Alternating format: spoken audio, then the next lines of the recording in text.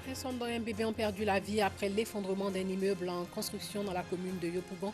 Et puis le procès des auteurs présumés des attentats de l'hôtel Radisson Blu et du restaurant La Terrasse en 2015 à Bamako s'est ouvert aujourd'hui en présence du principal accusé, mais en l'absence des représentants des victimes occidentales. Bonsoir et bienvenue dans le journal. 3 morts dans l'effondrement d'un immeuble en construction à la Cité Verte. C'est dans la commune de Yopougon. L'immeuble s'est effondré sur une buvette où habitait une famille. Les faits avec nous Sangari et Maïsakou. Les habitants de Niangon, Cité Verte, dans la commune de Yopougon, sont sous le choc. 3 morts. C'est le bilan du drame qui a secoué les habitants de ce quartier de Yopougon. Dans la matinée de ce mardi, le drame qui s'est produit aux environs de 4 h du matin fait suite à l'effondrement d'un immeuble R+4 en construction sous une buvette à proximité.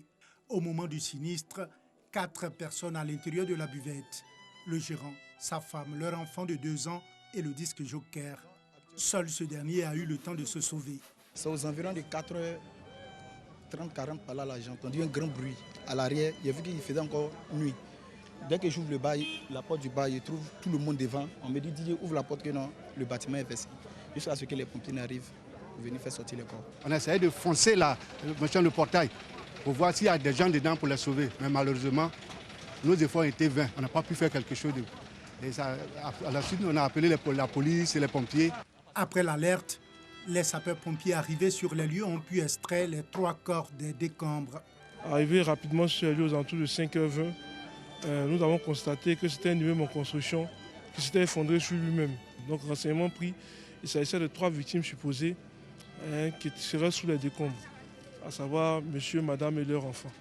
Dès lors que nous avons eu les informations, nous avons procédé à une mise en sécurité générale, effectué les reconnaissances et puis commencer à procéder à ce qu'on appelle la recherche des victimes. Mais les 3 victimes qui avaient été signalées par la population à notre arrivée selon les informations, on a fini par les retrouver, mais malheureusement, elles sont décédées. Les opérations de recherche se poursuivent pour déterminer le nombre exact de victimes. Séance de dépistage du cancer dans la commune de Trècheville. Cette pathologie silencieuse qui fait de nombreuses victimes. Sur 12 000 cas détectés chaque année, 1223 décès ont été enregistrés selon le programme national de lutte contre le cancer en Côte d'Ivoire. Service de cancérologie du centre hospitalier universitaire de Trècheville. Venues de divers quartiers, ces femmes participent à une séance de dépistage du cancer du sein. Moi, j'ai été motivée par ma collègue qui a failli avoir le cancer du sein. Comme je n'ai jamais fait de dépistage, voilà pourquoi je suis là aujourd'hui pour faire mon test de dépistage et puis motiver mes autres sœurs aussi à venir faire les tests de dépistage pour vaincre cette sale maladie. Il est préférable de savoir à temps si on est malade pour pouvoir en guérir. Voilà. J'exhorte toutes les autres qui hésitent à venir faire le dépistage. Considéré comme l'un des problèmes de santé publique en Côte d'Ivoire, le cancer du sein est le cancer le plus fréquent chez la femme. Sur les 12 000 cas détectés chaque année, le nombre de décès enregistrés est estimé à 1223 selon le programme national de lutte contre le cancer. On se rend compte que depuis un certain nombre d'années, la majorité des femmes qui viennent dans nos consultations, c'est des femmes qui sont dans la tranche d'âge entre 35 et 48 ans. Donc vous vous rendez compte que les populations jeunes commencent à être atteintes des cancers du sein, alors qu'on sait que la femme jeune joue un rôle important dans le tissu socio-économique. C'est le lieu de lancer un appel pour que nous faisions face à ce fléau social-là, parce que si les femmes jeunes sont atteintes, vous voyez que le tissu socio-économique et familial peut être impacté. Véritable tueur silencieux, la prévention s'impose comme l'un des moyens efficaces pour lutter contre la maladie. Si les patientes viennent tôt, quelles que soient les anomalies qu'elles constatent, elles peuvent avoir de grandes chances de guérir en se rendant dans les différents centres appropriés. La sensibilisation, c'est vraiment la première arme, parce que la sensibilisation entre dans ce qu'on appelle la prévention du cancer. Et cette sensibilisation peut amener les patients à changer les mentalités, parce que souvent, on assimile le cancer à la mort. Or, aujourd'hui, nous pouvons guérir cette maladie. Le dépistage du cancer du sein s'inscrit dans le cadre d'Octobre Rose, une campagne annuelle de communication destinée à sensibiliser au dépistage de la maladie, mais surtout à collecter des fonds pour la recherche. Outre le dépistage, Plusieurs activités sont au menu de cette campagne d'Octobre Rose, notamment des conférences et une séance de fitness. La cohésion sociale est vitale pour toute population. 500 médiatrices de 10 régions promeuvent donc les idéaux de paix lors de rencontres initiées par le secrétariat d'État en charge de l'autonomisation de la femme. L'investiture des femmes du Tonkui a été immortalisée par notre correspondant à Manche, Hervé Kwasi. La mission assignée à ces braves femmes, parcourir départements, communes, sous-préfectures, villages et campements pour promouvoir les idéaux de paix. Les actions des médiatrices de la paix ne se limitent pas que dans le cadre de la période électorale, mais au-delà. Tour à tour, les membres de la société civile, autorités coutumières, administratives et préfectorales ont loué le mérite de ces femmes qui font de la recherche d'une paix durable leur leitmotiv. Les médiatrices de la paix du Tonkui vont bénéficier du concours de leur ministère de tutelle. Nous avons un programme très important qui est la mise à disposition des femmes d'un espace ami des femmes pour la paix et la cohésion sociale, qui va partir non seulement de la formation des femmes sur tout ce qui est cohésion sociale et cohabitation pacifique, mais également elles vont bénéficier d'un bâtiment réhabilité, équipé par nos partenaires l'UNFPA pour permettre aux femmes d'avoir un cadre formel de collaboration, mais également de sensibilisation des différentes communautés. La période électorale que nous traversons est l'occasion pour les femmes médiatrices de la paix du Tonkui de redoubler d'ardeur sur le terrain. J'ai dit aux femmes, si un candidat venait vers vous et qu'il s'attaquait à son adversaire, vous pouvez lever la main pour lui dire poliment que non, vous êtes des adversaires, mais vous n'êtes pas des ennemis, vous êtes tous nos enfants. Il ne faudrait pas qu'après ton départ, il y ait des palabres. On a mené plusieurs actions. Donc c'est comme ça que nous travaillons. Nous, on veut la paix. En 2002, on était fatigués. Nos enfants étaient morts beaucoup. Nos maris étaient morts beaucoup. On a perdu tous nos biens. On ne veut plus ça. On ne veut plus ça. On veut la paix. Ce que femme veut, Dieu le veut, a-t-on coutume de dire. Si tel est le cas, le Tonkui ne basculera plus jamais dans la violence sous toutes ses formes. Pour apporter sa pierre à la consolidation de la paix et à la cohésion sociale, la Fondation Mavidia milite en faveur d'une éducation spirituelle. Lors d'une conférence de presse, donc, le président de la Fondation a partagé sa vision et fait des propositions pour une paix véritable en Côte d'Ivoire. Les reportages de Clément Boko. C'est par une invocation pour la protection et la paix que débute cette conférence.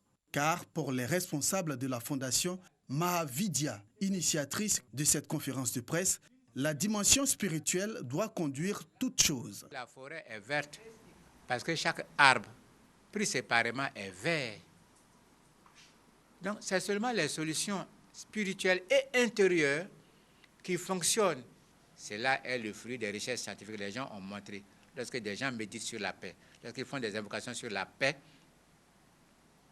alors les vibrations deviennent apaisées et la paix s'instaure très rapidement. Après son exposé, des propositions concrètes pour le maintien de la paix et la cohésion sociale. Nous avons, au cours de cette communication, proposé qu'il soit créé en Côte d'Ivoire un conseil consultatif spirituel qui sera une structure à la disposition des gouvernants, une structure de proposition. L'autre proposition que nous avons faite, c'est l'organisation de la Semaine nationale de l'oubli et du pardon en Côte d'Ivoire. C'est là extrêmement important, ça doit être organisé annuellement, les uns vers les autres, pour générer le pardon, la réconciliation. Les personnalités qui, d'ordinaire, se regardent en champ de défaillance, devront se saisir de cette semaine pour se rapprocher les uns des autres, pour donner l'exemple à la population. À ces propositions s'ajoute un jeûne de rédemption de 3 jours et un accompagnement des organes de presse via des communications régulières sur la paix. Au Mali, début du procès des auteurs présumés des attentats de l'hôtel Radisson Blu et du restaurant La Terrasse en 2015. Le procès se déroule dans les locaux de la cour d'appel dans le sud de Bamako. Des soldats d'élite étaient placés dans et autour du bâtiment. Le procès des auteurs présumés des attentats de l'hôtel Radisson Blu et du restaurant La Terrasse en 2015 à Bamako s'est ouvert mardi dans la capitale malienne en présence du principal accusé, mais en l'absence des représentants des victimes occidentales. Principal accusé, le Mauritanien Fawaz Ould Ahmed ou Ahmeida, alias Ibrahim 10, lieutenant du chef terroriste Mokhtar Bel Mokhtar, dont la présence était incertaine jusqu'à la dernière minute, a été emmené sur le banc des accusés par des hommes cagoulés. L'homme né dans les années 70 à Nouakchott est accusé d'avoir tué avec un fusil d'assaut un Français, un Belge et 3 Maliens le 7 mars 2015 dans le restaurant La Terrasse. Il est également soupçonné d'avoir planifié et fait exécuter l'attaque le 20 novembre de la même année contre l'hôtel de luxe Radisson Blu. 2 hommes avaient alors tiré sur tout ce qui bouge, tuant 20 personnes, dont 14 étrangers, avant d'être abattus. De nombreuses parties civiles maliennes étaient présentes à l'ouverture du procès, mais nul proche de victimes occidentales. Une retransmission par visioconférence a toutefois été mise en place. La présence de Fawaz Ould Ahmed, alias Ibrahim 10, à ce procès était entourée d'incertitudes après des rumeurs ayant indiqué qu'il faisait partie des quelques 200 détenus libérés début octobre en échange de 4 otages, dont la Française Sophie Pétronet et l'homme politique malien Soumaïla Cissé. Seul un de ces 2 co-accusés était également présent à l'ouverture du procès. Je ferai mon travail sans aucune crainte ni faveur et je le ferai indépendamment des branches politiques et de mes propres préférences. Dixit Amy Coney Barrett après avoir prêté serment en tant que juge de la Cour suprême des États-Unis lors d'une cérémonie à la Maison-Blanche. Malgré l'opposition des démocrates face à un processus jugé illégitime si près du scrutin présidentiel, les élus républicains majoritaires à la Chambre haute ont tous, à une seule exception, voté pour la candidate choisie par le président. Elle est fervente catholique de 48 ans et mère de 7 enfants et opposée à l'avortement. La Cour suprême arbitre des grands sujets de société aux États-Unis tels que l'avortement, le port des armes ou encore les litiges électoraux comptera ainsi 6 juges conservateurs sur 9 dont 3 nommés par Donald Trump. Ce succès indéniable est propre à galvaniser les électeurs de la droite religieuse qui sont reconnaissants à l'ancien magnat de l'immobilier d'avoir nommé au cours de son mandat plus de 200 juges fidèles à leur valeur dans l'ensemble du système judiciaire fédéral. Quel que soit le résultat de l'élection du 3 novembre, ce bilan sera durable car ces postes sont à vie et que Donald Trump a choisi des magistrats globalement jeunes. Et pour finir, retour en Côte d'Ivoire pour parler du Maoulid. Dans la nuit du mercredi 28 au jeudi 29 octobre prochain, c'est-à-dire demain, la communauté musulmane de Côte d'Ivoire va célébrer le Maoulid ou la naissance du prophète Mahomet. L'information a été donnée par le président du Conseil supérieur des imams des mosquées et des affaires islamiques en Côte d'Ivoire, COSIM, Cheikhoul Aïma Mamadou Traoré. Voilà, c'est sur cette information que s'achève ce journal. Merci de l'avoir suivi.